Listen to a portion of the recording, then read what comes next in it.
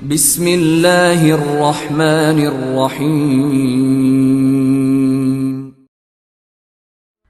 سامعین سے گزارش کی جاتی ہے کہ ہمارے دونوں چینلز کے پلیٹ فارم سے جتنی بھی آڈیو بکس کی ریکارڈنگ کمپلیٹ ہو چکی ہے اسے خود بھی سنیں اور زیادہ سے زیادہ شیئر کرنے کی کوشش کریں، اور ہمارے سوشل میڈیا پلیٹ فارم کے لنکس ڈسکرپشن میں دیے گئے ہیں، ہمیں سبسکرائب اور فالو ضرور کریں تاکہ آپ کو ضروری اپڈیٹس ملتے رہیں، اور ہماری ٹیم کی فنانشیل سپورٹ کے لیے پیٹریون کے لنک ضرور چیک کریں۔ جزاک اللہ۔ صدیوں کا مسافر، وقت کی کہانی، صدیوں کے مسافر کی زبانی، ازل سے ابد تک زندہ رہنے والے ایک انوکھے دیداور کی داستان۔ مصنف M.A. راحت۔ ایپیسوڈ 24۔ سہپہر کے قریب کلب کے میدان میں کافی لوگ جمع ہو گئے تھے پروفیسر، لیکن یہ سب کے سب لوگ وہی تھے جن کا یا تو کلب سے کسی نہ کسی قسم کا تعلق تھا اور یا جو کلب کے ہمدرد اور حمایتیوں میں سے تھے۔ کلب کا وسیع و عریض میدان شائقین سے بھر گیا تھا۔ بالآخر مقابلے کا وقت آن پہنچا۔ ناتم ایک شاہانہ وقار کے ساتھ چلتا ہوا اکھاڑے تک آیا۔ اس نے نظر اٹھا کر میری طرف دیکھنا تک گوارا نہیں کیا، پھر اس نے اپنا لباس اتارنا شروع کیا، یہاں تک کہ اس کے بدن پر صرف ایک چست جہانگیا نظر آیا۔ اور حقیقت تو یہ ہے پروفیسر کہ میں ناتم کے حسین اور فولادی بدن کو دل ہی دل میں سراہے بغیر نہ رہ سکا۔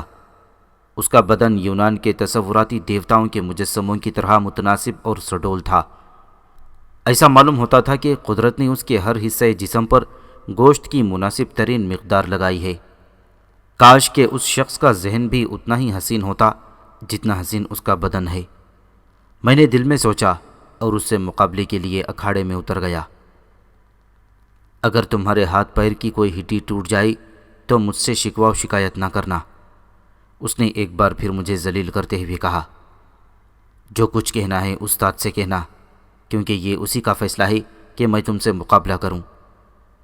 استاد ارتون اور مقریس وغیرہ کچھ دوسرے لوگوں کے ساتھ اکھاڑے کے قریب ہی کھڑے تھے۔ انہوں نے ناتم کی بات سن لی اور استاد کے چہرے پر ناگواری کے سخت اثرات نمودار ہوئے۔ میں نے ناتم کی بات کا کوئی جواب نہیں دیا اور اپنی جگہ پر خاموش کھڑا رہا۔ میں نے طے کر لیا تھا کہ اس بار میرا مقابلہ کرنے کا انداز قدر مختلف ہوگا، اور میں ناتم کو اس کے احمقانہ غرور اور بیہودہ تکبر کی سزا دوں گا۔ اب میں اور ناتم ایک دوسرے کے آمنے سامنے کھڑے تھے اور آنکھوں میں آنکھیں ڈال کر ایک دوسرے کو دیکھ رہے تھے۔ ناتم شاید اس انتظار میں تھا کہ میں پہل کروں اور آگے بڑھ کر کوئی داؤ لگاؤں تاکہ جواباً وہ مجھے پسپا کر سکے، لیکن میں نے ناتم کو پہلے موقع دینے کا فیصلہ کر لیا تھا۔ تقریباً 1 منٹ اسی حالت میں گزر گیا۔ ہر طرف بالکل سناٹا طاری ہو گیا تھا۔ استاد اور دوسرے لوگ سانس روکے یہ منظر دیکھ رہے تھے۔ آخر ناتم میری اس خاموشی اور بے حرکتی سے اکتا گیا۔ ایکایک اس نے اپنے حلق سے حیوانوں کی طرح ایک زوردار آواز نکالی اور مجھ پر حملہ آور ہو کر اپنے دونوں بازو میری کمر کے گرد حائل کر دیے۔ مجھ سے ٹکراتے ہی اس کے بدن کو شدید جھٹکا لگا اور میری کمر کے گرد اس کے بازوؤں کی گرفت سخت نہ ہو سکی۔ تاہم اس نے دوسرے ہی لمحے میری کمر کو خوب کس کر پکڑا اور مجھے نیچے گرانے کی کوشش کرنے لگا، لیکن میں لوہے کے ایک ایسے ستون کی طرح اپنی جگہ جمع کھڑا تھا جو آدھے سے زیادہ زمین کے اندر گڑھا ہوا ہو۔ ناتم کی آنکھوں میں غصے کے آثار پیدا ہوئے۔ اس نے ایک بار پھر اپنی گرفت مضبوط کر کے مجھے نیچے گرانے کے لیے پورے بدن کا زور لگا دیا، لیکن میں نے اپنی جگہ سے جنبش تک نہیں دی۔ ناتم کے قدآور اور بھاری جسم کے سامنے میرا جسم بہت ہلکا پھلکا اور کمتر نظر آ رہا تھا، لیکن اس کے باوجود یہ جسم پتھر کا ایک ایسا سنگین مجسمہ بن گیا تھا جسے ناتم ہلا بھی نہ پا رہا تھا۔ میں نے ناتم کو روکنے یا اسے پکڑنے کی کوشش نہیں کی۔ میں اپنے ہاتھوں کو قدرتی انداز میں لٹکائے ہوئے خاموش اور بے حس و حرکت کھڑا رہا۔ ناتم نے اب دوسرا داؤ آزمایا۔ اس نے مجھے گرفت میں لینے کے ساتھ ہی اپنی ایک بھاری اور مضبوط ٹانگ میرے دونوں ٹانگوں کے بیچ میں پھنسا کر مجھے گرانے کی کوشش کرنے لگا، لیکن دوسرے لمحے وہ پیچھے ہٹ گیا۔ اس کی ٹانگ میں شدید درد ہونے لگا تھا۔ میں نے ایک نظر تماشائیوں کی طرف ڈالی۔ استاد، مغریز، ارتون اور دوسرے لوگ آنکھیں پھاڑے اس منظر کو دیکھ رہے تھے۔ استاد کے چہرے پر بے یقینی کی سی کیفیت تھی۔ مغریز اور ارطون کے چہروں پر چھپی ہوئی مسرت کے آثار نظر آ رہے تھے۔ مجمع کے باقی لوگوں پر بھی حیرت طاری تھی۔ ناتوم نے تیسرا حملہ پورے زور و شور کے ساتھ کیا۔ وہ میرے پاس سے دور چلا گیا تھا اور پھر وہاں سے کسی چیتے کی طرح بھاگتا ہوا آیا اور پوری قوت کے ساتھ مجھ سے ٹکرایا، اور یہی اس کی سب سے بڑی غلطی تھی۔ مجھ سے ٹکرانے کے بعد وہ ایک دلدوز چیخ کے ساتھ نیچے گر پڑا۔ اس کے جسم کے کئی حصوں سے خون نکلنے لگا تھا۔ ناتوم، میں نے بلند آواز میں اسے مخاطب کرتے ہوئے کہا تاکہ دوسرے لوگ بھی سن سکیں، اگر کوئی اور داؤ آزمانا چاہو تو میں ابھی تمہارے سامنے اسی طرح کھڑا ہوں، اور اگر تمہارے پاس اپنی فنی مہارت کا ڈھیر ختم ہو گیا ہو تو پھر مجھے اجازت دو کہ میں اس مقابلے کو اس کے اختتام تک پہنچاؤں۔ مجمع میں سے اب بھن بھناہٹوں کی آوازیں مجھ تک پہنچ رہی تھیں۔ کچھ لوگ سرگوشیوں میں اور کچھ زیادہ بلند آواز میں اس صورتحال پر تبصرہ کر رہے تھے۔ ناتوم زخمی ہو کر کسی طرح پھنکارتا ہوا ایک بار پھر لپک کر میری طرف جھپٹا۔ میں نے حسب وعدہ اسے ایک اور موقع دیا۔ اس بار اس نے مجھے ٹنگڑی مارنے کی دوبارہ کوشش کی، لیکن بے سود۔ میں نے محسوس کیا کہ ناتوم کے چہرے پر شکست خوردگی کے ساتھ ساتھ خوف کے آثار بھی پیدا ہو رہے ہیں۔ اب میں نے آگے بڑھ کر ناتوم کی کمر کو دونوں ہاتھوں سے پکڑا اور اس کے بے حد بھاری بھرکم اور تنومن جسم کو پھول کی طرح اوپر اٹھا لیا۔ اس نے بری طرح میرے پیٹ اور سینے پر لاتیں مارنی شروع کر دیں، لیکن شاید اس کے پیروں میں درد کی ایسی شدید ٹھیسیں اٹھیں کہ وہ بلبلا اٹھا۔ مجمع میں ایک شور مچ گیا۔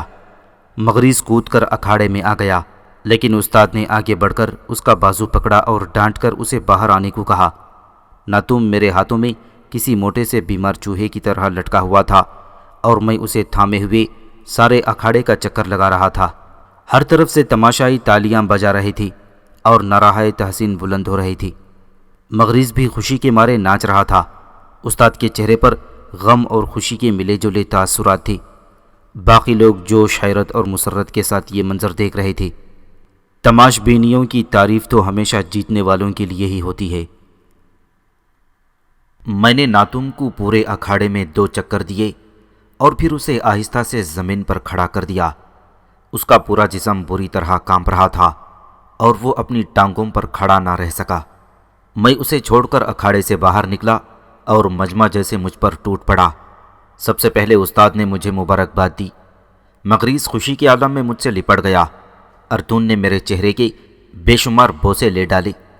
میری جیت کی خوشی میں لوگ ناتوم کو بھول چکے تھے۔ اچانک میری نگاہ اس پر پڑی۔ وہ لنگڑاتا ہوا اکھاڑے سے باہر نکل رہا تھا۔ میں نے جلدی سے آگے بڑھ کر اسے سہارا دیا، لیکن اس نے غصے اور نفرت کے ساتھ میرے ہاتھ کو جھٹک دیا۔ رسی جل گئی پر بل نہ گیا۔ کسی نے طنز کیا اور ناتوم پیر پٹکتا ہوا وہاں سے چلا گیا۔ اور پروفیسر، وہ ایک بڑی پرلطف شام تھی۔ کلب سے وابستہ تقریباً سارے لوگ اور ان کے بہت سے دوست اور حمایتی کلب کے بڑے ہال میں جمع تھے۔ موسم بڑا خوشگوار تھا۔ استاد نے اس خوشی میں سارے مہمانوں کی مشروبات اور پھلوں سے توازے کا بندوبست کیا۔ استاد مجھ پر پرزور نثار ہو رہا تھا۔ تمام لوگ میرے بارے میں توصیفی کلمات کہہ رہے تھے جو ظاہر ہے کہ میرے لیے بے معنی تھے، لیکن میں نے ان کے اس رویے کا احترام کیا۔ اس مجمع میں ناتوم کہیں موجود نہیں تھا۔ استاد نے ایک آدمی کو اسے بلانے کے لیے بھیجا، لیکن معلوم ہوا کہ وہ اپنے کمرے میں موجود نہیں ہے۔ اگرچہ میرے اور ناتوم کے درمیان یہ مقابلہ کلب کا ایک خالص اندرونی مقابلہ تھا، لیکن ناتوم کی شکست کی خبر 2 دن میں سارے شہر میں پھیل گئی۔ تیسرے دن مغریز نے مجھے بتایا کہ سارے شہر کے لوگ ناتوم کی شکست پر سخت حیرت زدہ ہیں، کیونکہ وہ آج تک ایتھنز میں کسی سے نہیں ہارا تھا، اور شہر بھر کے لوگ اشرام کے ساتھ اس کے مقابلے کا بے چینی سے انتظار کر رہے تھے۔ لیکن اب صورتحال بدل گئی تھی پروفیسر۔ لوگ میرے بارے میں جاننے کے لیے بےتاب تھے۔ سرسبز والوں تک بھی یہ اطلاع پہنچ گئی تھی کہ ایک نوواری دہقانی نے ناتوم کو دوستانہ مقابلے میں شکست دے دی ہے، اور وہ اگلے مقابلے کے لیے خاصے پریشان تھے، کیونکہ ظاہر ہے اب اشرام کو اور زیادہ مشق کی ضرورت تھی۔ پھر استاد نے سرسبز والوں کو پیغام بھجوایا کہ وہ اشرام کے مقابلے میں اب ناتوم کے بجائے شہزور کو لانا چاہتا ہے۔ سرسبز والوں نے استاد کی اس پیشکش کو مسترد کر دیا اور جواباً یہ کہلوایا کہ طے شدہ معاہدے کے مطابق اشرام کے مقابلے میں ناتم کو ہی لانا ہوگا۔ اگر ناتم اشرام کے ہاتھوں شکست کھا گیا تو اس صورت میں طوفان کلب والے اشرام کے مقابلے میں شہزور کو لا سکتے ہیں، اور اگر اشرام ناتم کے ہاتھوں شکست کھا گیا تو سرسبز والے کچھ دنوں بعد کسی ماہر پہلوان کو شہزور کے مقابلے میں تیار کر کے لائیں گے۔ استاد کے پاس ان تجاویز کو ماننے کے علاوہ اور کوئی چارہ نہیں تھا، کیونکہ معاہدے کے مطابق وہ اشرام کے مقابلے میں ناتم کو لانے کا پابند تھا۔ ناتم کے بجائے کسی دوسرے پہلوان کو قبول کرنے یا نہ کرنے کا پورا اختیار سرسبز والوں کو حاصل تھا، اور انہوں نے اس سلسلے میں کوئی مزید خطرہ مول لینے سے انکار کر دیا۔ ان کے سامنے مفروضہ یہ تھا کہ جو پہلوان ناتم کو بآسانی ہرا سکتا ہے اس سے اشرام کا جیتنا مشکل ہوگا۔ استاد کی دلی خواہش تھی کہ وہ اشرام کے مقابلے میں مجھے بھیجے، لیکن وہ مجبور تھا۔ استاد کے پاس کلب میں آنے والوں کا تانتا بن گیا تھا۔ لوگ استاد کی اجازت سے مجھے دیکھنے اور مجھ سے گفتگو کرنے کے لیے آتے تھے۔ وہ میری سنہری رنگت کو دیکھ کر حیران رہ جاتے، لیکن اس سے زیادہ حیرت انہیں میرا چھریرا بدن دیکھ کر ہوتی تھی، جس نے ناتم جیسے قوی الجثہ انسان کو اٹھا کر پھینک دیا تھا۔ استاد میری نمائش کر کے بڑا خوش ہوتا تھا۔ وہ آنے والوں کی خوب آؤ بھگت کرتا اور انہیں مجھ سے ملانے میں کوئی تردد نہیں کرتا تھا۔ ناتم اب الصبح اپنی ورزش کی مشقوں سے فارغ ہونے کے بعد دن بھر کے لیے کہیں ادھر ادھر غائب ہو جاتا اور رات گئے واپس آ کر سو جاتا۔ ناشتہ بھی وہ اپنے کمرے میں ہی کرتا تھا۔ مقابلے کے دن کے بعد سے میرا اور اس کا آمنا سامنا نہیں ہوا تھا۔ اس شام مغریس اور میں باہر گھومنے نکلے۔ استاد نے میری 4 ماہ کی قید والی شرط واپس لے لی تھی اور مجھے کلب سے باہر جانے کی اجازت دے دی۔ شام کے دھندلکوں میں لپٹا ہوا ایتھنز ایک خوبصورت منظر پیش کر رہا تھا۔ مغریس مجھے مختلف مقامات کی سیر کراتا رہا اور مجھے ان کے بارے میں بتاتا رہا۔ اس رات ہم نے کھانا بھی باہر کھانے کا فیصلہ کر لیا تھا۔ مغریس مجھے ایک خوبصورت اور مہنگے طعام خانے میں لے گیا جو اندر سے بڑا سجا ہوا اور روشن تھا۔ ہم لوگ منقش خوبصورت کرسیوں پر بیٹھ گئے۔ اس وقت پورے طعام خانے میں یہی 2 کرسیاں خالی تھیں۔ ہم دونوں کے بیٹھنے کے بعد طعام خانے میں کوئی خالی جگہ نہ رہی۔ ابھی ہم نے کھانے کے لیے کچھ منگوایا بھی نہیں تھا کہ نہایت قیمتی لباسوں میں ملبوس ایک جوان اور وجیحہ مرد اور عورت اندر داخل ہوئے۔ عورت کا ریشمی لباس جھلمل جھلمل کر رہا تھا اور اس کا چہرہ اس قدر حسین تھا کہ اس پر نظر نہیں ٹھہرتی تھی۔ وہ کسی مورنی کی طرح خوبصورت انداز میں چل رہی تھی۔ مرد کے چہرے کے قد و قال بھی حسین تھی اور ان میں مردانہ سختی موجود تھی۔ میں نے دیکھا کہ ان دونوں کے اندر داخل ہوتے ہی طعام خانے کا مالک دوڑتا ہوا ان کی طرف آیا اور اس نے جھک کر ان کا خیر مقدم کیا۔ اس نے کمرے میں چاروں طرف نظر ڈالی۔ ساری کرسیاں بھری ہوئی تھیں۔ لوگوں کے سامنے میزوں پر کھانے رکھے ہوئے تھے اور وہ کھانے میں مصروف تھے۔ صرف ایک میز ایسی تھی جس پر ابھی تک کھانا نہیں لگایا گیا تھا، اور یہ وہ میز تھی جس کے گرد ہم دونوں بیٹھے تھے۔ طعام خانے کے مالک نے چاروں طرف نظر دوڑائی اور پھر اس کی نظریں ہم پر جم گئیں۔ نوارد مرد اور عورت بھی ہماری طرف دیکھنے لگے۔ یہ ایتھنز کے گورنر کا بھائی ارتھینوس ہے، مغریس نے کہا۔ گورنر کا بھائی ہونے کے علاوہ یہ فوج میں ایک اعلیٰ عہدے پر فائز ہے۔ اس کے ساتھ جو عورت ہے وہ ایتھنز کی نامی گرامی رقاصہ تارونا ہے، جس کے حسن اور فن کے قصے سارے ملک میں مشہور ہیں، اور بڑے بڑے امراء و رؤسا اس کی ایک نظر کرم کے محتاج رہتے ہیں۔ بہت کم ایسے خوش نصیب ہیں جنہیں اس کا قرب حاصل ہوتا ہے۔ حسین اور ماہر فن ہونے کے علاوہ عورت بے حد مغرور اور ضدی بھی ہے۔ اس اثنا میں طعام خانے کا مالک ہمارے قریب آ گیا تھا۔ اس کے پیچھے پیچھے ارتینوس اور تارونا بھی آ رہے تھے۔ ان کے ساتھ آنے والے 4 غلام مؤدب انداز میں دروازے کے قریب کھڑے ہو گئے تھے۔ مجھے امید ہے کہ تم لوگ معزز ارتینوس اور اس کی حسین رفیقہ کے لیے یہ جگہ خالی کر دو گے، اس نے ہم لوگوں کو مخاطب کر کے شائستہ لہجے میں کہا تھا، مگر مجھے خوب اندازہ تھا کہ شائستگی کے ساتھ کی جانے والی اس درخواست میں حکم کا عنصر شامل تھا۔ ضرور، مغریس نے میرا ہاتھ پکڑ کر اٹھنے کی کوشش کرتے ہوئے کہا، لیکن میں نے ایک جھٹکے سے مغریس کو دوبارہ کرسی پر بٹھا دیا۔ ہرگز نہیں، میں نے سخت لہجے میں کہا، ہم لوگ یہاں پہلے سے بیٹھے ہیں۔ معزز ارتینوس اور اس کی حسین رفیقہ اپنے لیے کوئی اور جگہ تلاش کر سکتے ہیں۔ طعام خانے کے مالک کے چہرے کا رنگ فق ہو گیا پروفیسر۔ مغریس نے گھبرا کر دوبارہ میرا ہاتھ پکڑا اور مجھے اٹھانے کی کوشش کی۔ ارتینوس نے اپنی گھنی بھویں سکیڑ کر سخت نظروں سے مجھے گھورا اور تارونا حیران نظروں سے مجھے دیکھنے لگی تھی۔ اسی اثنا میں برابر والی میز پر سے کئی آدمی اٹھ کر چلے گئے اور جگہ خالی ہو گئی۔ توام خانے کے مالک نے فوراً ارتینوس کا ہاتھ پکڑا اور مؤدب لہجے میں اس سے اس میز پر آنے کی درخواست کی۔ مغریث، میں تمہارے استاد کی، تمہاری اور تمہارے ساتھیوں کی بڑی عزت کرتا ہوں، ارتینوس نے مغریث کو مخاطب کرتے ہوئے کہا۔ لیکن یہ نوارید، یہ اجنبی کون ہے؟ کیا تم نے اسے میرے بارے میں نہیں بتایا؟ نہیں معزز ارتینوس، مغریث نے جواب دیا، یہ اس شہر میں صرف چند روز قبل آیا ہے اور آپ سے بالکل ناواقف ہے۔ اگر یہ آپ سے واقف ہوتا تو بھلا ایسی گستاخی کیسے کرتا؟ میں مغریث کے اس جواب پر دل ہی دل میں جل کر رہ گیا، لیکن کچھ بولا نہیں۔ رقاصہ تارونا برابر مجھے اپنی بڑی بڑی سیاہ آنکھوں سے گھورے جا رہی تھی۔ اسے کچھ تمیز اور تہذیب سکھاؤ اور یہ بتاؤ کہ ایتھنز کے امراء کے ساتھ کس طرح گفتگو کی جاتی ہے، ارتینوس نے کہا اور تارونا کا ہاتھ پکڑ کر دوسری میز پر جا بیٹھا۔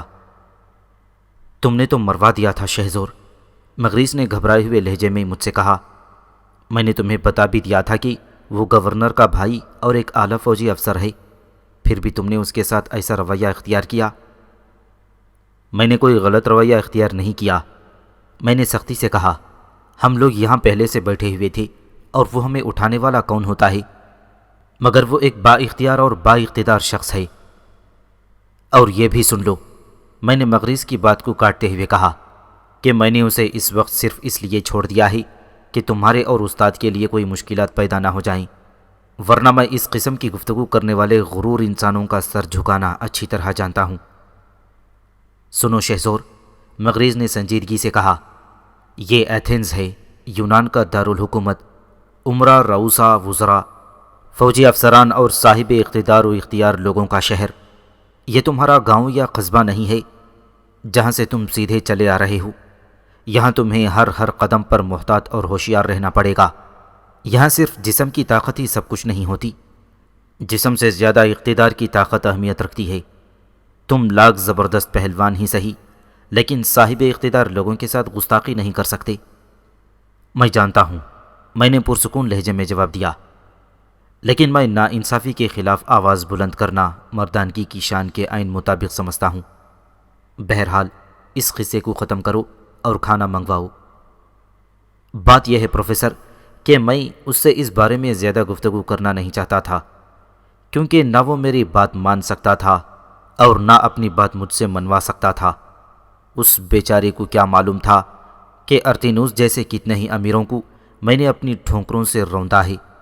ویسے بھی پروفیسر، میں اپنی طاقت کے کم سے کم استعمال کا قائل تھا اور بلا وجہ تماشا بننے سے گریز کرنا چاہتا تھا۔ ہم دونوں بہت آہستہ آہستہ باتیں کر رہے تھے تاکہ ہماری آواز دوسرے لوگ اور خاص طور پر ارتینوس اور تارونا نہ سن سکیں۔ میں نے اچٹتی ہوئی نظر ان کی طرف ڈالی۔ ایک لمحے کے لیے تارونا کی نظریں میری نظروں سے مل گئی تھیں، اور اس لمحے کی مختصر سی مدت کے دوران میں نے اس کی نگاہوں میں وہ پیغام پڑھ لیا جو اس سے پہلے میں سینکڑوں ہزاروں عورتوں کی آنکھوں میں پڑھ چکا تھا، اور جسے سمجھنے میں نے کبھی غلطی نہیں کی تھی۔ ہم لوگوں نے کھانا ختم کیا اور باہر نکلنے لگے۔ ارتینوس اور تارونا نے بھی کھانا ختم کر لیا تھا اور وہ ہمارے آگے آگے جا رہے تھے۔ ان کے چاروں غلام مؤدب انداز میں ان کے پیچھے پیچھے چل رہے تھے۔ توام خانے کے باہر ارتینوس کی مرصع اور شاندار 2 گھوڑوں والی گاڑی کھڑی ہوئی تھی۔ گاڑی توام خانے کے دروازے سے کچھ پیچھے ہٹ کر کھڑی ہوئی تھی۔ غالباً کوچوان نے دانستہ طور پر دروازے کی جگہ چھوڑی تھی اور گاڑی کو دیوار سے تھوڑے فاصلے پر کھڑا کیا تھا۔ تارونا گاڑی کی طرف بڑھی۔ اس نے دروازے پر اپنا ہاتھ رکھا ہی تھا کہ اچانک نامعلوم کس وجہ سے ایک گھوڑا بدک گیا۔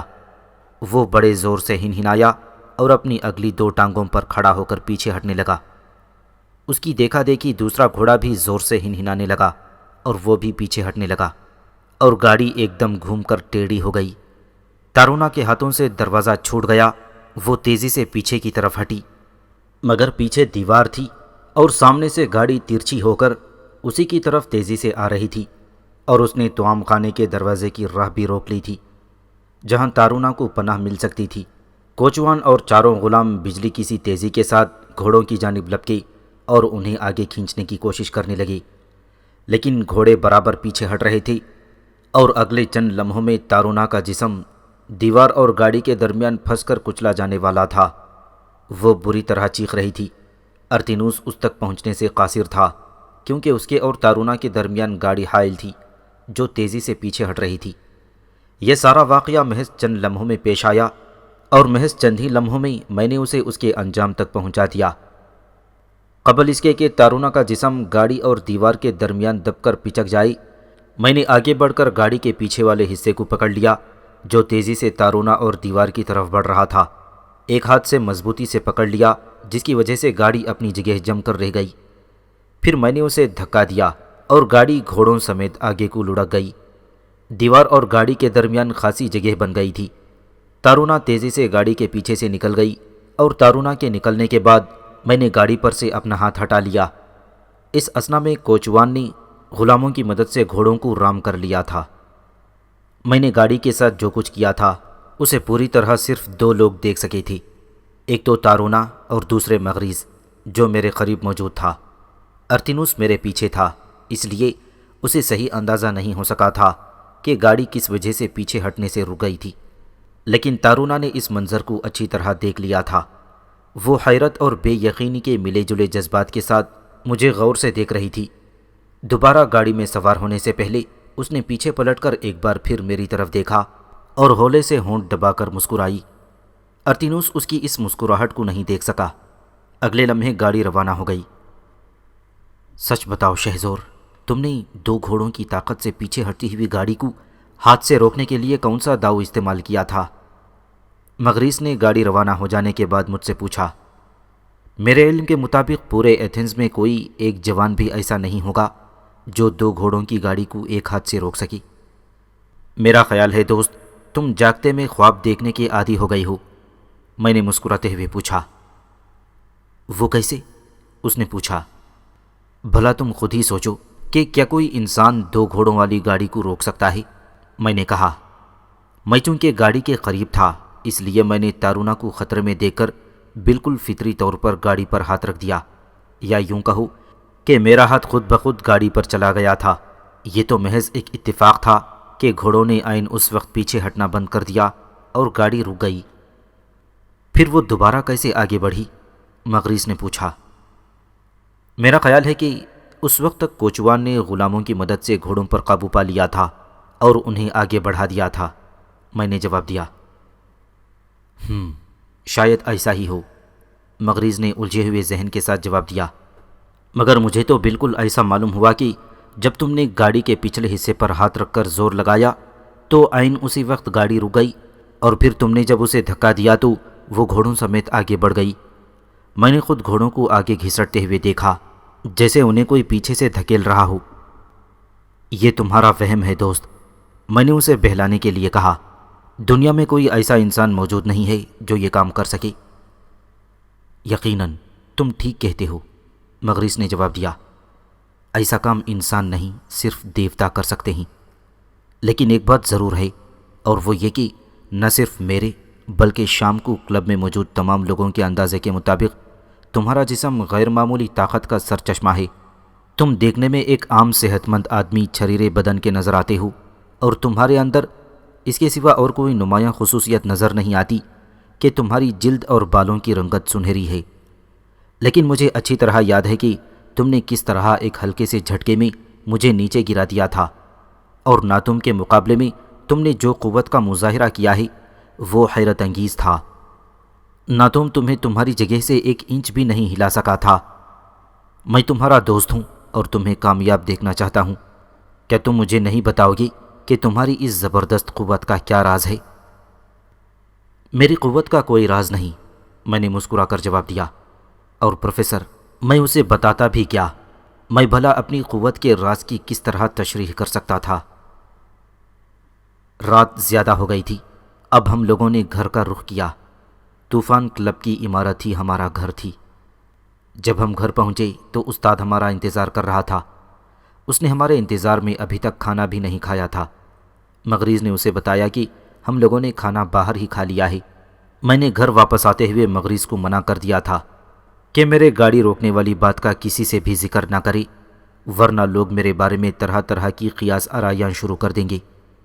مغریز نے اس بات کا تذکرہ استاد سے نہیں کیا، البتہ اس نے توام خانے میں ارتینوس اور تارونا کے ساتھ ہماری مٹ بھیڑ کی اطلاع استاد کو دے دی تھی۔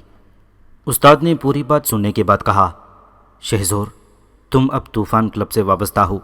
طوفان کلب کا نام اب تمہارے نام کا ایک جز بن گیا ہے۔ میں نے اس کلب کو بڑی محنت اور جان فشانی کے ساتھ قائم کیا ہے اور اپنے خون سے ان لوگوں کی پرورش اور تربیت کی ہے جو اس کلب سے وابستہ ہیں۔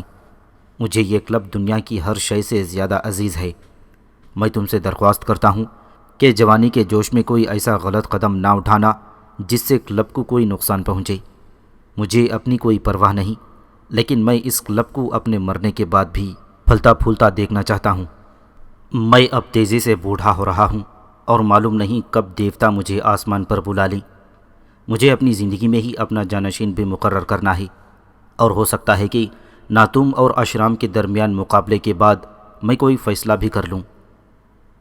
اس نے معنی خیز نظروں سے مجھے دیکھا اور ذرا رک کر پھر کہنے لگا، ارتینوس بڑے اثر و رسوخ والا آدمی ہے۔ وہ گورنر کا بھائی ہونے کے ساتھ ساتھ ایک اعلیٰ فوجی افسر بھی ہے، اور میں نے تو یہاں تک سنا ہے کہ ملکہ اس کے حال پر خصوصی عنایت کرتی ہے۔ بہرحال تم اس شہر میں نئے ہو، میں تمہیں محتاط رہنے کا مشورہ دوں گا کہ ہمارے لیے تمہاری زندگی بڑی قیمتی ہے۔ ابھی تو تمہاری تمام صلاحیتوں کو ابھرنے کا موقع ہی نہیں ملا ہے۔ اصل کام تو نہ تم اور اشرام کے مقابلے کے بعد شروع ہوگا، اور پھر آج سے 6 ماہ بعد قومی کھیلوں کے مقابلے ہونے والے ہیں، جو سال میں صرف ایک بار ہوتے ہیں اور جنہیں دیکھنے کے لیے بادشاہ اور ملکہ بذات خود تشریف لاتے ہیں۔ میں تمہیں ایتھنز والوں کے سامنے اس عظیم ہیرو کے روپ میں پیش کرنا چاہتا ہوں، ایک ایسا ہیرو جسے گورنر کا بھائی کھانے کی کرسی سے اٹھا دے اور خود وہاں بیٹھ جائے۔ بے ساختہ میرے منہ سے نکل گیا تھا۔ مغریز گھبرا کر مجھے دیکھنے لگا، لیکن استاد نے میرے اس طنز کا بالکل برا نہیں مانا، جبکہ وہ مسکرا کر کہنے لگا، حکومت اور ارکان حکومت کے احکامات کی پابندی کرنا کسی توہین کا باعث نہیں ہوتی۔ تم اس خیال کو اپنے دل سے نکال دو۔ میرا یہ ہرگز مطلب نہیں ہے کہ تم ارتینوس سے ڈر جاؤ۔ اگر ارتینوس کوئی غلط حرکت کرتا ہے تو میں اتنے وسائل رکھتا ہوں کہ براہ راست شہنشاہ تک پہنچ سکتا ہوں اور ارتینوس کو لگام بھی دے سکتا ہوں۔ میں نے اسی شہر میں اپنی زندگی گزاری ہے، اور یہاں کے سارے امراء اور رؤساء میری بہت عزت کرتے ہیں، اور اگر ارتینوس ہم سے محاذ آرائی چاہے تو ہم اس کے لیے بھی تیار ہیں۔ لیکن میرا مقصد یہ ہے کہ حتی المقدار اہل اقتدار سے الجھنے سے گریز کرنا چاہیے۔ اب تم لوگ جا کر آرام کرو اور بے فکر رہو۔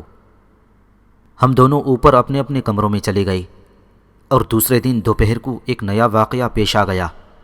مغریز نے اوپر آ کر مجھے بتایا کہ کوئی مجھ سے ملنے کے لیے آیا ہے۔ مجھ سے ملنے کے لیے؟ میں نے حیرت سے کہا، لیکن میں تو اس شہر میں کسی کو بھی نہیں جانتا، مجھ سے کون ملنے آئے گا؟ تم لوگوں کو نہیں جانتے، لیکن لوگ تو تمہیں جانتے ہیں۔ مغریز ایک عجیب انداز میں مسکرا کر کہا۔ اس کی مسکراہٹ میں مجھے کوئی خاص شرارت پوشیدہ محسوس ہوئی۔ میں مغریز کے ساتھ نیچے آیا۔ مغریز نے آنے والے کو ایک خاص کمرے میں بٹھایا تھا جو عمارت کے ایک دور دراز گوشے میں واقع تھا۔ جب ہم دونوں اس کمرے میں داخل ہوئے تو ایک غلام ہمارا منتظر تھا۔ وہ ہمیں دیکھتے ہی کھڑا ہو گیا اور اس نے جھک کر ہمیں تعظیم دی۔ انہی کے لیے پیغام ہے؟ مغریز نے پوچھا۔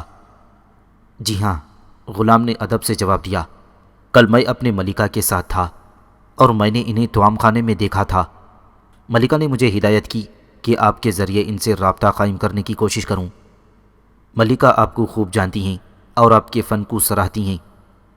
انہوں نے میرے ذریعے آپ تک اپنی یہ گزارش بھی پہنچائی ہے کہ آپ اس بات کا کسی سے تذکرہ نہ کریں اور سنہری رنگت والے نوارد کو کل دوپہر کو ان کے پاس بھیج دیں۔ وہ ملاقات کی خواہاں ہیں۔ میں نے پہلی نظر میں تو غلام پر کوئی توجہ نہیں دی تھی، لیکن میں نے جب اسے غور سے دیکھا تو میں اسے پہچان گیا۔ یہ ان 4 غلاموں میں سے تھا جنہیں کل میں نے ارتینوس اور تارونا کے ساتھ دیکھا تھا۔ یہ بات اب معلوم ہوئی کہ یہ شخص ارتینوس کا نہیں بلکہ تارونا کا غلام تھا۔ سنا تم نے شہزور؟ مغریز نے مجھ سے مخاطب ہوتے ہوئے پوچھا۔ تارونا تم سے ملاقات کی خواہش مند ہے اور کل دوپہر اس نے تمہیں اپنے گھر بلایا ہے۔ لیکن وہ مجھ سے کیوں ملنا چاہتی ہے؟ میں نے مغریس اور غلام دونوں کی طرف باری باری دیکھتے ہوئے پوچھا۔ یہ تو تمہیں وہاں چل کر ہی پتہ چلے گا، مغریس نے جواب دیا۔ ٹھیک اسی وقت اس نے غلام سے مخاطب ہو کر کہا، شہزور آ جائے گا، لیکن اپنی مالکہ سے کہہ دینا کہ شہزور ابھی اس شہر میں نووارد ہے اور استاد کا حکم ہے کہ وہ تنہا کہیں بھی نہ جائے گا، اس لیے میں اس کے ساتھ آؤں گا۔ غلام تعظیم دے کر رخصت ہو گیا۔ تم خوش قسمت ہو شہزور کہ تارونا نے خود تم سے ملاقات کی خواہش کا اظہار کیا ہے، ورنہ تارونا ایسی عورت ہے جس کے آگے بڑے بڑے لوگ ناک رگڑتے ہیں اور وہ انہیں گھاس نہیں ڈالتی۔ مجھے اس بات کی کوئی پرواہ نہیں ہے اور نہ میں اس کے التفات کا خواہاں ہوں، مگر تم یہ بتاؤ کہ تم نے میرے ساتھ جانے کی شرط کیوں لگائی ہے؟ میں نے سوال کیا۔ بات یہ ہے کہ ہمیں استاد سے چھپ کر وہاں جانا ہے۔ اگر استاد کو پہلے سے پتہ چل گیا تو وہ ہرگز ہمیں وہاں جانے کی اجازت نہیں دیں گے، کیونکہ سب کو معلوم ہے تارونا ان دنوں ارتینوس کی منظور نظر ہے اور وہ اس پر بے دریغ خرچ کرتا ہے۔ اگر ارتینوس کو یہ بات معلوم ہو گئی کہ تارونا نے کسی اور مرد میں دلچسپی لینی شروع کر دی ہے تو اس سے بڑی گڑبڑ ہو جائے گی، اور استاد فی الحال اپنے لیے مشکلات مول نہیں لینا چاہتا۔ میں تمہارے ساتھ اس لیے جانا چاہتا ہوں کہ اگر کوئی ایسی ویسی صورتحال پیدا ہو جائے تو میں اسے سنبھال سکوں، کیونکہ تم مصلحت سے کام نہیں لیتے، کیونکہ کل تم توام خانے میں بے سوچے سمجھے ارتینوس سے لڑنے کے لیے تیار ہو گئی، جبکہ تم کو صبر سے کام لینا چاہیے تھا۔ میری موجودگی تمہیں پریشانیوں سے دور رکھے گی۔ پہلے تو میں نے سوچا تھا کہ تارونا کے غلام کو یہاں سے بھگا دوں، مگر پھر میں نے سوچا کہ ہو سکتا ہے تارونا تم تک پہنچنے کے لیے کوئی دوسرا طریقہ تلاش کر لے جس کا مجھے بھی علم نہ ہو پائے۔ بڑی دور دور کی باتیں سوچا کرتے ہو مغریس، میں نے مسکراتے ہوئے کہا۔ خیر، اگر تم میرے ساتھ چلنا چاہتے ہو تو تمہاری مرضی۔ دوسرے دن دوپہر کو میں اور مغریس تارونا کے گھر پہنچے۔ اس کا گھر گویا جنت کا نمونہ تھا۔ آرام و آسائش اور آرائش کی ہر چیز اس کے گھر میں موجود تھی۔ گھر کے ایک ایک گوشے کی سجاوٹ پر خصوصی توجہ دی گئی تھی، اور انسان وہاں جہاں کہیں بھی بیٹھ جائے پھر وہاں سے اٹھنے کو اس کا جی نہیں چاہتا تھا۔ تارونا نے مسکراہٹوں کے پھول نچھاور کرتے ہوئے ہمارا خیر مقدم کیا۔ آج وہ کل سے بھی زیادہ حسین نظر آ رہی تھی۔ اس نے اس غضب کا بناؤ سنگھار کیا تھا پروفیسر کہ اس کے چہرے پر آنکھیں نہیں ٹھہرتی تھیں۔ میں اور مغریس دونوں حسن و جمال کے اس بے مثل پیکر کو دیکھ کر مبہوت ہو گئے تھے۔ مغریس نے تارونا سے میرا تعارف کراتے ہوئے بتایا کہ میں ایتھنز میں نووارد ہوں اور میں نے دوستانہ مقابلے میں ناتوم کو ہرا دیا ہے۔ اوہ، اچھا تو وہ تم ہو جس نے ناتوم جیسے نامی گرامی ماہر فن پہلوان کو شکست دی ہے؟ تارونا نے حیرت اور خوشی کے ساتھ پوچھا۔ میں اس بارے میں سن چکی ہوں کہ ناقابل شکست ناتوم ایک اجنبی پہلوان سے دوستانہ مقابلے میں ہار گیا ہے۔ اس کے بعد وہ کافی دیر تک مجھ سے میرے بارے میں سوالات کرتی رہی اور میں اپنے جوابوں کے ذریعے اس کے جذبہ حسن کو مطمئن کرنے کی کوشش کرتا رہا۔ حسین و جمیل کنیزوں نے مشروبات اور پھلوں کے ڈھیر ہمارے سامنے رکھ دیے تھے۔ تھوڑی دیر تک یہ شغل جاری رہا، پھر تارونا نے مغریس سے مخاطب ہو کر کہا، اگر بہادر اور معزز مغریس اجازت دے تو میں اس کے دوست شہزور سے تنہائی میں چند ضروری باتیں کر لوں۔ دراصل میں کل کے واقعے کے بارے میں اس سے کچھ پوچھنا چاہتی ہوں۔ میری طرف سے اجازت ہے، مغریس نے جواب دیا، اور تارونا مجھے لے کر ایک دوسرے کمرے میں آ گئی جو اس کی خوابگاہ تھی۔ اس کمرے کا طلسمی ماحول انسان کو بے خود کر دینے کے لیے کافی تھا پروفیسر۔ کھڑکیوں پر نرم ریشم کے رنگین پردے سرسرا رہے تھے، فرش پر موٹے قالین میں پیر دھسے جاتے تھے، لمبے چوڑے بستر کی صاف و شفاف چادریں دودھ کی طرح اجلی تھیں، اور ان پر بہت سے رنگ برنگے تکیوں کا ڈھیر لگا ہوا تھا۔ میز پر شرابوں کی سراہیاں اور جام قرینے سے سجے ہوئے تھے۔ دیواروں پر متعدد تصویریں لگی ہوئی تھیں۔ کمرہ کیا تھا، اچھا خاصا طلسم خانہ تھا۔ تارونا میرا ہاتھ پکڑ کر بستر پر بیٹھ گئی۔ روشنیوں کی پراسرار دنیا سے آنے والے اجنبی مسافر، یہ بتاؤ کہ تم کسی سونے کی کان سے برآمد ہوئے ہو؟ تارونا نے اپنی آنکھوں میں ساری دنیا کی محبت سمیٹے ہوئے مجھ سے پوچھا۔ میں تمہاری ہی طرح کا انسان ہوں، میں نے مسکرا کر جواب دیا۔ قدرت نے میری جلد کی رنگت تم لوگوں سے مختلف بنائی ہے اور بس۔ نہیں، بس نہیں، تارونا نے جواب دیا۔ یہ بتاؤ اجنبی کہ تمہارے جسم کے اندر کتنے گھوڑوں کو روک لینے کی طاقت موجود ہے؟ 2 گھوڑوں کو تو کل تم نے میری آنکھوں کے سامنے اپنے محض ایک ہاتھ سے روک لیا ہے۔ دونوں ہاتھوں سے تم کتنے گھوڑوں کو روک سکتے ہو؟ میں حیران ہوں کہ اسے تمہاری جسمانی قوت سمجھوں یا دیوتاؤں کی بخشی ہوئی کوئی مافوق الفطرت طاقت سمجھوں۔ اصل میں مغریز کو بھی یہی غلط فہمی ہوئی تھی۔ میں نے بات بنانے کی کوشش کرتے ہوئے کہا، یہ محض ایک اتفاق تھا کہ میری گاڑی کو ہاتھ لگاتے ہی گھوڑوں نے پیچھے ہٹنا بند کر دیا تھا، ورنہ میں بھلا کس طرح گھوڑوں کو روک سکتا تھا؟ میں اس بات کے لیے اصرار نہیں کروں گی شہزور کہ تم مجھے اپنی اصل حقیقت سے آگاہ کرو۔ ہو سکتا ہے یہ کسی دیوتا کی دین ہو اور تم اس کا اظہار نہ کرنا چاہو، لیکن یہ بات میں اچھی طرح جان گئی ہوں کہ تم ایک غیر معمولی انسان ہو۔ تمہاری جیسی طاقت کا مظاہرہ میں نے آج تک نہیں دیکھا شہزور۔ کل رات سے ہی میں تمہارے شہر میں گرفتار ہو گئی ہوں اور مجھے تمہارے قریب آنے سے کوئی روک نہیں سکتا۔ اور ارتینوس کا کیا ہوگا؟ میں اسے منع کر دوں گی کہ وہ آئندہ یہاں نہ آئے۔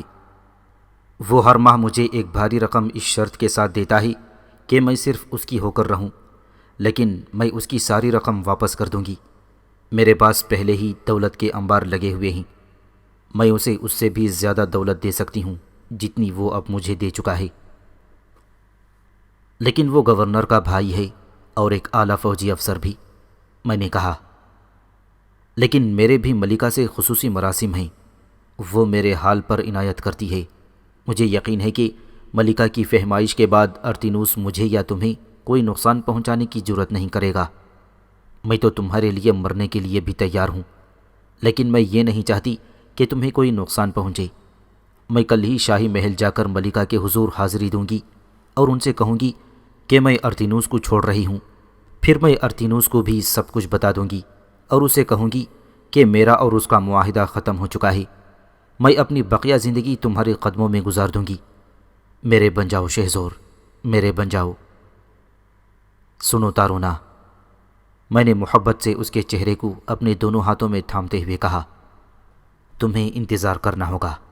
مجھے یقین ہے کہ ارتینوس اتنی آسانی سے تم سے دستبردار نہیں ہوگا اور کافی ہنگامے کھڑے ہوں گے۔ میں نہ تو ارتینوس سے ڈرتا ہوں اور نہ ہنگاموں سے، لیکن میں اپنے استاد کو فی الوقت کسی مشکل میں نہیں ڈالنا چاہتا۔ تمہیں 1.5-2 ماہ تک صبر سے کام لینا ہوگا، اس وقت تک جب تک کہ نہ تم اور اشرام کے درمیان مقابلہ ختم نہ ہو جائے، اور ہو سکتا ہے کہ نہ تم کی شکست کی صورت میں مجھے اشرام سے مقابلہ کرنا پڑے۔ تب تک تمہیں بالکل خاموش رہنا ہوگا اور ارتینوس کو ابھی کچھ بتانے کی ضرورت نہیں ہے۔ وقت آنے پر میں خود ہی اس سے نمٹ لوں گا۔ تمہیں اس سلسلے میں کچھ نہیں کرنا ہے، تھوڑا سا انتظار اور پھر میں تمہیں یہاں سے کہیں دور لے چلوں گا۔ میرے ان الفاظ نے تارونا پر جیسے جادو کر دیا۔ میں 1.5-2 ماہ تو کیا، ساری عمر تمہارا انتظار کر سکتی ہوں۔ جیسا تم کہو گے ویسا ہی ہوگا شہزور، لیکن آؤ اس مہلت کو جو آج ہمیں حاصل ہے رائے گاں نہ جانے دیں۔ لیکن میں نے اس کا ہاتھ پکڑ کر سختی سے منع کر دیا۔ ابھی نہیں، باہر مغریس میرا منتظر ہے، اب کافی دیر ہو گئی ہے، استاد ہماری تلاش شروع کروا دے گا۔ جیسی تمہاری مرضی، تارونا نے پھیکی مسکراہٹ کے ساتھ کہا اور کھڑی ہو گئی۔ جیسے ہی ہم تارونا کے گھر سے نکل کر سڑک پر آئے، ہم نے اپنے سامنے سے ناتوم کو گزرتے ہوئے دیکھا۔ وہ غیظ آلود نظروں سے ہمیں دیکھتا ہوا گزر گیا۔ کیا یہ ہمارا پیچھا کر رہا تھا؟ میں نے مغریز سے پوچھا۔ شاید، مغریز نے فکر مندی سے جواب دیا۔ اس نے ہمیں تارونا کے گھر سے نکلتے دیکھ لیا ہی، اور اب یہ ضرور کوئی خرابی پیدا کرے گا۔ اگر استاد کو پتہ چل گیا تو بڑی بری بات ہوگی۔ میں نے استاد سے ساری بات چھپائی رکھی ہے۔ کوئی بات نہیں، میں نے کہا، ہم استاد کو یقین دلا دیں گے کہ آئندہ ہم سے ایسی غلطی نہیں ہوگی۔ لیکن ناتوم نے ہماری توقعات سے زیادہ خطرناک قدم اٹھایا۔ دوسرے روز مغریس نے مجھے بتایا کہ تارونا کا غلام اس کے پاس آیا تھا اور تارونا نے کہلوایا ہے کہ ارتینوس کو ناتوم کے ذریعے اس بات کی اطلاع مل گئی ہے کہ شہزور اور مغریس اس کے گھر آئے تھے اور کافی دیر تک اندر رہے، اور ارتینوس نے تارونا کو کڑی سرزنش کی اور یہ دھمکی دی ہے کہ اگر اس نے آئندہ اسے شہزور کے ساتھ کہیں بھی دیکھا تو وہ اس سنہری رنگت والے دہقانی کو قتل کروا دے گا۔ تارونا نے اپنے خصوصی معتمد ملازم کے ذریعے ہمیں ہوشیار رہنے کی ہدایت کی تھی۔ مجھے ناتم کی اس کمینگی پر سخت غصہ آیا پروفیسر۔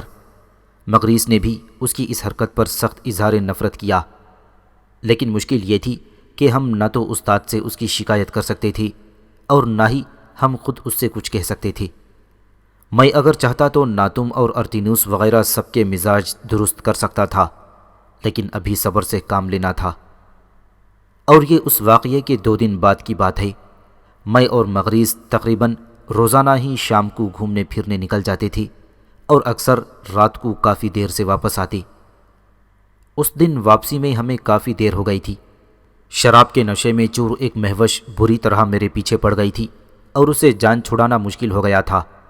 ہم لوگ جب اس کے عشرت قدے سے باہر نکلے اور گھر کی طرف روانہ ہو گئے، کافی آگے جا کر ہمیں ایک گلی سے مڑ کر گزرنا تھا جس کے ایک طرف جانوروں کے باڑوں کی اونچی اونچی دیواریں تھیں۔ گلی بالکل سنسان تھی اور دور دور تک سناٹا پھیلا ہوا تھا۔ اچانک سامنے سے 2 نقاب پوش گھوڑ سوار نمودار ہوئے اور انہوں نے ہمارا راستہ روک لیا۔ ہمیں اپنے پیچھے بھی آہٹ سنائی دی۔ ہم نے پلٹ کر دیکھا، 2 نقاب پوش گھوڑ سوار ہمارے پیچھے کھڑے ہوئے تھے۔ ہمیں آگے اور پیچھے دونوں طرف سے گھیرا جا چکا تھا۔ نقاب پوشوں نے ہمیں سنبھلنے کا کوئی موقع نہیں دیا اور وہ آنن فانن تلواریں سونت کر ہم پر ٹوٹ پڑے۔ میرے لیے یہ مشکل تھی کہ مغریس کو کس طرح ان لوگوں کے حملوں سے محفوظ رکھوں، کیونکہ حملہ آوروں نے ہمیں دونوں طرف سے گھیر لیا تھا اور ہمارے دائیں اور بائیں طرف جانوروں کے باڑوں کی اونچی اونچی دیواریں تھیں اور آگے اور پیچھے نقاب پوش حملہ آور تھے۔ ہم راہ فرار بھی اختیار نہیں کر سکتے تھے۔ ظاہر ہے کہ مجھے اپنی تو کیا فکر تھی، البتہ مغریس کی جان بچانے کے لیے ہمارا بھاگنا ضروری ہوتا تو میں اس سے بھی گریز نہ کرتا، مگر مغریس نے بھی پلک جھپکتے میں صورتحال کا جائزہ لے لیا تھا اور اس نے فوراً نیام سے تلوار نکال لی تھی۔ میں حسب معمول خالی ہاتھ تھا۔ 2 گھوڑ سواروں نے مغریس پر اور 2 نے مجھ پر حملہ کر دیا۔ مغریس نے کمال ہوشیاری کے ساتھ ان دونوں کے وار اپنی تلوار پر روکے۔ وہ صرف دفاعی جنگ لڑ سکتا تھا۔ ادھر دونوں نقاب پوشوں کی تلواریں میرے بدن سے ٹکرا رہی تھیں اور تھوڑی دیر کے بعد ایک کی تلوار 2 ٹکڑے ہو گئی۔ میں نے بجلی کی سی تیزی سے لپک کر اس کے گھوڑے کی ٹانگ پکڑ لی اور اسے مع سوار کے اوپر اچھال دیا۔ گھوڑا سوار سمیت کچھ دور جا گرا تھا اور سوار اس کے نیچے دب گیا۔ گھوڑا گھبرا کر بھاگ کھڑا ہوا اور سوار اس کے نیچے سے اٹھنے کی کوشش کرنے لگا۔ اسے یقیناً بہت سے چوٹیں آئی تھیں۔ میں نے ان دونوں سواروں کو نظر انداز کرتے ہوئے مغریس کی طرف توجہ دی۔ مغریس واقعی سپاہیانہ فن سے واقف تھا اور اس نے میری طرف دیکھنے کی حماقت نہیں کی تھی اور دونوں سواروں کے حملوں کو روکنے میں لگا رہا۔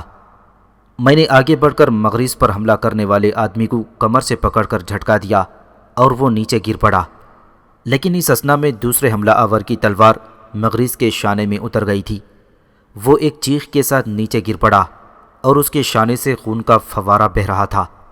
میں نے مغریس پر حملہ کرنے والے کو دوسرا موقع نہیں دیا اور اسے گھوڑے سمیت فضا میں اچھال دیا۔ وہ ایک زوردار چیخ کے ساتھ دور جا گرا۔ باقی نقاب پوش میری اس عجیب و غریب طاقت کو دیکھ کر سخت خوف زدہ ہو گئی اور ان سب نے بھاگ جانے میں ہی عافیت سمجھی۔ زمین پر گرا ہوا نقاب پوش بھی جلدی سے گرتا پڑتا اٹھا اور میرے وہاں پہنچنے سے پہلے ہی اٹھ کھڑا ہوا تھا۔ وہ جلدی سے گھوڑے پر سوار ہو گیا اور وہ چاروں بھاگ نکلے۔ میں اگر چاہتا تو ان چاروں میں سے کوئی ایک بھی زندہ واپس نہیں جا سکتا تھا، لیکن مجھے ان کا پیچھا کرنے کے بجائے مغریس کی طرف توجہ کرنی تھی۔ اس کے شانے سے خون تیزی سے جاری تھا اور میں کہہ نہیں سکتا تھا کہ وہ زندہ ہے یا مر گیا ہے۔